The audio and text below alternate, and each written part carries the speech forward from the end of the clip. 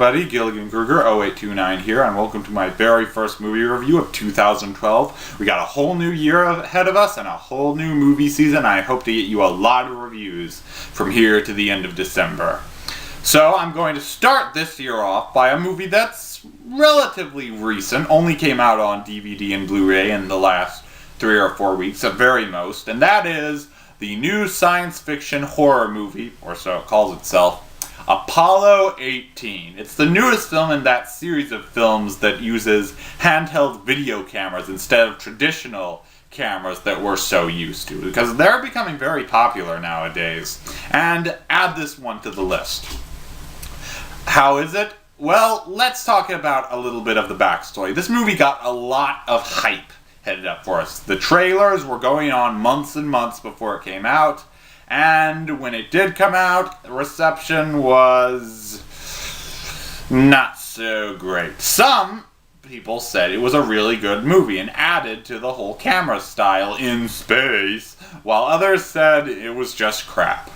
But how did it hold up to my expectations? That's what you're ready to hear.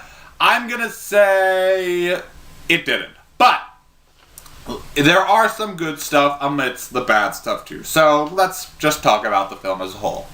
So the film starts off by giving us a brief background on the Apollo missions and said they stopped after Apollo 17 for budget concerns. But in secret, they were planning another research mission to the moon, which is Apollo 18, and they never revealed it to anyone. Even the 3 astronauts who were introduced shortly after were not allowed to tell anyone. Actually, especially them were not allowed to reveal any of the information. So we're introduced to all of them. We're told like how they are, who they are, their family status, all that stuff before they are in fact sent to space. One of them stays on the command module. The others actually go down to the moon to explore and pick up samples. So at first they start by picking up rocks, and everything's going good. It's a natural moon mission, but soon they start to pick up disturbances as well, and they find out that they might not be alone on the moon, and they have nowhere in the end to hide. So some people have called this the Blair Witch Project in space, and other people have called it Blair Witch on the moon. Whichever you want to go for, that's fine. But you can't ignore the fact that that is what this film feels like. Exactly what it does. Now, it has elements of good and bad, just like the Blair Witch Project, but I'll try to bring that up less frequently in this review. But let's start with the good stuff, because despite the fact that I've said that it didn't live up to my expectations, there are some good things about this movie. First off, I like the idea of explaining why we've never been up to the moon since the early 70s. That was really good. Unfortunately, this does lead to a problem with the film, and this is the second film from 2011 that has tried to tell us why we haven't been up there in so long. The first being Transformers: Dark of the Moon. And let me tell you, giant Decepticons that want to take over the world are much cooler than what we've got here. But more on that later. However, to be completely fair myself, it's not really a good idea to trash the movie for that reason. It's not necessarily the movie's fault. It just came out at a bad time right after Dark of the Moon, so that was some problems. So we'll come back to that. But the good stuff is still here. The premise is actually very nice. I really like it. In addition to that, I like the way that they explore these... I'm stuttering. Sorry guys, it's been a while since I've made a review, but I do like the way this movie is handled. The story is interesting, the way it shows us what could have happened on the moon, and at times it actually does feel realistic, because some of the footage does look like authentic space footage and not just some guys in spacesuits put up against a green screen, which I'm guessing it was, but there were some points where it did feel very authentic here, and I did like that. Alright, secondly, the characters, the astronauts. While I'll admit I didn't find them memorable, hell, I don't even think I remember any of the actors' names or the characters, I was invested in them. I didn't hate them. They were likable characters. You could follow them all the way through. You could understand what they were doing. They didn't make any stupid mistakes. Let me put that in emphasis. Stupid. I mean, they made some mistakes, but not really dumb mistakes like you'd expect a teenager in a horror movie to do. So, I give them credit. I did like the characters, and I was rooting for them. And I also liked some of the little touches they put into this. Like, they put in the idea that the Russians had, in fact, landed on the moon. And there's a reason we hadn't heard about that, either. That was pretty cool, and it did provide one of the jumps in the movie. And that's always interesting with one of these movies for me. So, I like the premise, I like the characters, and I like some of the little touches they put into it. Those are all great little add-ons. Unfortunately, it's really undermined by the bad stuff. And let me get into this right away. The shaky camera. It is horrible in this movie, even by shaky camera movie standards. In fact, I wouldn't say it's so much that the camera is shaking, it's just that sometimes the picture seems to get out of focus for no reason, as if you were watching film that just ripped right in front of you, because it gives us these yellow and white screens, and you're thinking, wait, what is this? Where is it coming from? That was really distracting. Secondly, comes the problem in the story itself. This movie passes as a suspense thriller.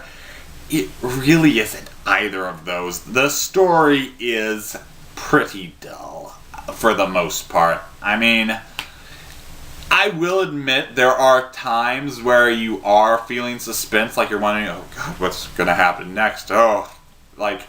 There is some build-up, but it really doesn't go anywhere because it just seems to follow the simple formula. It follows around the astronauts who are looking around the moon, they find something, then they're attacked by aliens in some way. And that leads to the biggest problem in this movie, for me personally.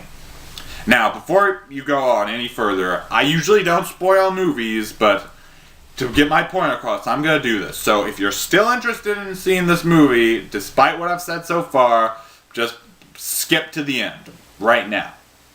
If not, then let me finish off. The aliens in this movie are complete and total letdowns.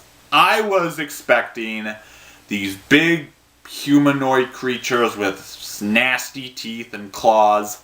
I know that's very generic, but that was what I was looking forward to. I wouldn't have even minded if they went with the H.R. Geiger ripoff.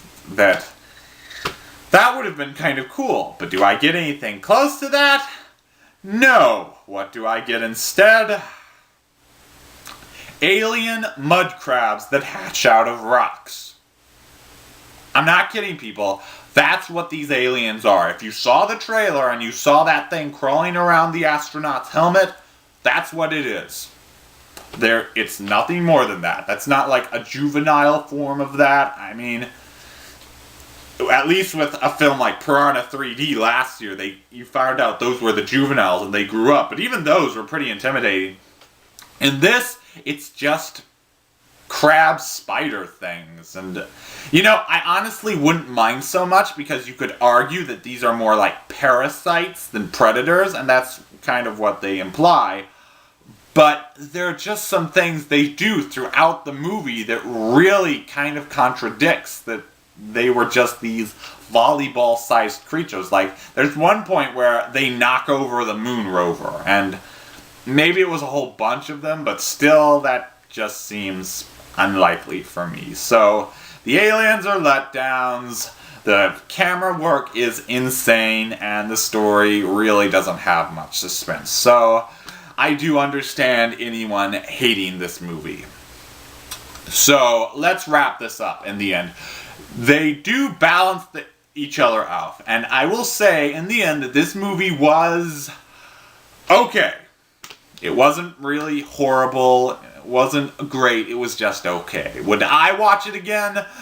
Probably not. Would I recommend it to anyone?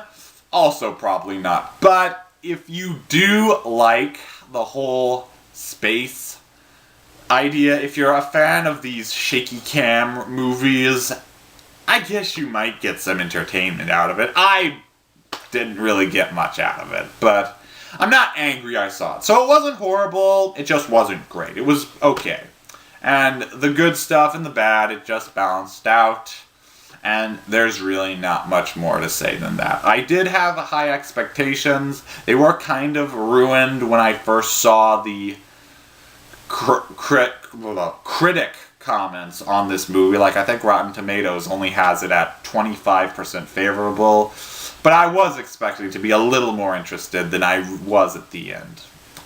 And the things balance out, though. But again, if you like this kind of stuff, you might enjoy this movie, but it just didn't do it for me. And as such, I'm giving Apollo 18 2.5 stars out of 5. It's one of the bigger disappointments of the year. Let's just leave it at that. I'm hoping I won't get that same feeling with some of the movies I have planned to review this coming year. You can find all my movie reviews on my YouTube channel. If you have a movie you'd like me to review, comment on this video or on my channel. Subscribe if you like what you see, and until next time, peace!